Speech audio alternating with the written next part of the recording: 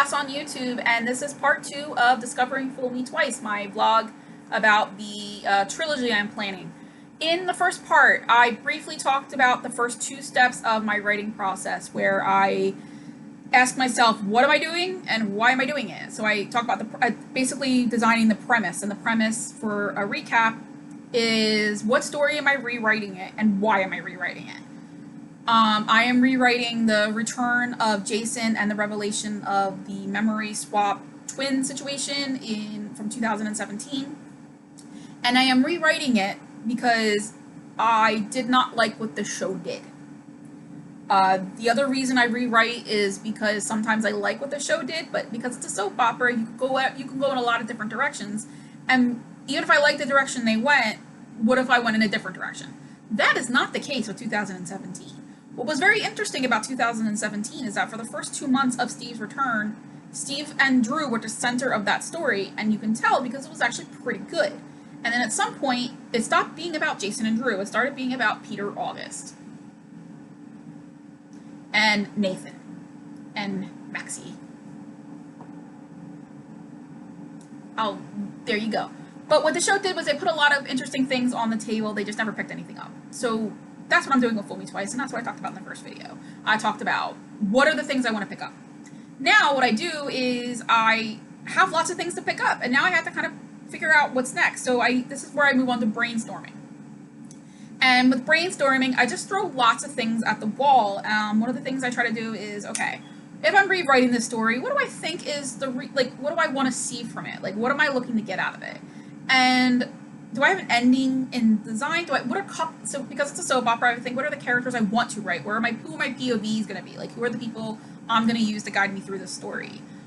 Whose stories am I telling? Because even though it's an ensemble, and if I were rewriting the show, obviously everybody should have a POV, but I can't live like that. I tried to write a version of the show that did that, and it does not work for me. Nobody's paying me enough to do that. So, Fool Me Twice is going to have 4 main POV characters, and this is kind of going to be very interesting because this is a little bit further than I usually go. Broken Girl very much was an Elizabeth story with Jason kind of as a secondary main character. He had his own subplot that was going on with Sam, but because it all fed back into the Elizabeth storyline, it kind of worked. What I have here in Fool Me Twice is going to be Jason and Drew are my main POVs. And what we are doing is we're watching the people around them react. And therefore, Elizabeth and Sam are going to be my secondary POVs. I think. The closest I ever came to doing something like this was The Best Thing, where it's not really Elizabeth's story, it's Jason's story. And it's really Jason and Sunny's story, where Elizabeth and Carly are the ones reacting to them. And I think this is kind of where I'm going with that. But yeah, it's kind of probably very similar to what I did in The Best Thing, but like, Sunny's a different character. Drew never really had a character of his own because they were not invested in that character. So obviously, because of who I am as a fan, we're looking at a Jason and Elizabeth endgame. Because I know my community. Nobody's here to read Jason and Sam. I know you guys. I've met you. Do I want Sam to end up with anybody? I don't know. It's also gonna have the teens because I very much enjoy my idea of the teen scene. I want to bring in Ava, Sunny, and Carly, and Michael, Monica. I want to really give Jason back his community, and I want to flesh it out more, too. And because this is General Hospital, I have to deal with the serial killer and rapist that is known as Franco. So that's what I kind of do, is I just start brainstorming about, like, who are the characters that should be involved in, like, Jason's story? Who should be involved in Jason and Drew's story? And, of course, it's Elizabeth and Sam, because they are the mother of Jason's children and Drew's child, because Scout is Drew's child. It includes Monica, includes Sunny and Carly, includes Michael, includes Franco, because Jason fucking hates Franco, as one should. And, that's kind of where I start with that. And then, I start just, like, what are, like, the big movements I want to have, and I don't want to get a lot into, like, spoilers here, because other than telling you that I am dealing with the memory swap, it's going to be a lot more in-depth. Like, I'm going to use more of Andre than we did on the show. I'm going to use more of Anna without Peter. No, ma'am. No, thank you, ma'am. We're going to use more WSB. We're going to do more kind of, like, intrigue. It's going to go deeper than just Faison. Like, I think that making Faison and Peter the bad guys was, like, a weird choice. It's going to lead back to Valentine, but it's going to be part of a larger plot, because I did like the kind of idea that you named Jason Patient 6. I am not satisfied with who they decided was going to be Patients 1 through 4. Because obviously I'm thinking Drew's Patient 5. Right. I am not satisfied with the identities of 1, 2, 3, and 4. Being Anna, Alex, Kevin, and Ryan. Like, are you fucking kidding me? I'm sorry. I apologize. So, but I like the idea of Jason being Patient 6. And the twins themselves were 5 and 6. Like, that makes sense. But now, who should be Patients 1 through 4? My Patients 1 through 4 are going to be relatively different.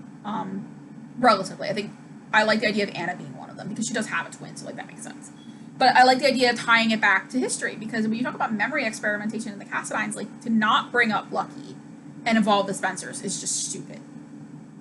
I mean, I know you guys don't like Lucky, but, like, I love the show's history.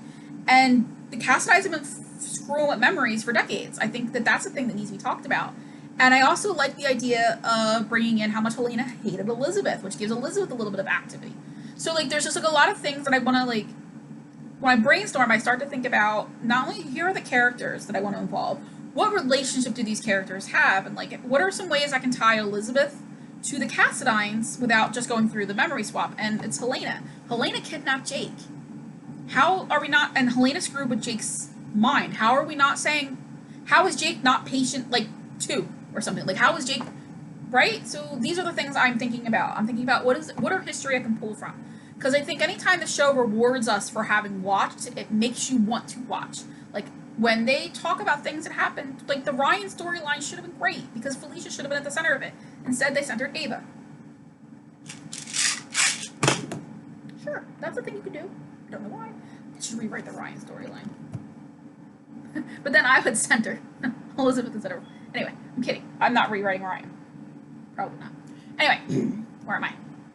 So I started thinking about relationships, I start pulling in the history, and then once I have the fact that I can really, really do Elizabeth's history with the Cassadines, and have her kind of be somebody Jason leans on for that history, because if you think about it, if Jason's looking into the Cassadines, who's he gonna ask? Right? Luke and Lucky are not there, and even if they were, Jason's not asking Lucky for fucking shit. And he's not asking Luke for shit either, because in Jason's head, even though he knows Jake is alive, Luke is the reason his son is dead, so, like, nope. Nicholas is not on the show anymore at this point. Like, he's dead on the show. Elizabeth is his only connection with the Cassadines. Like, it just makes sense he would go to her. Like, right? Am I crazy? Like, even if not wanting to center it.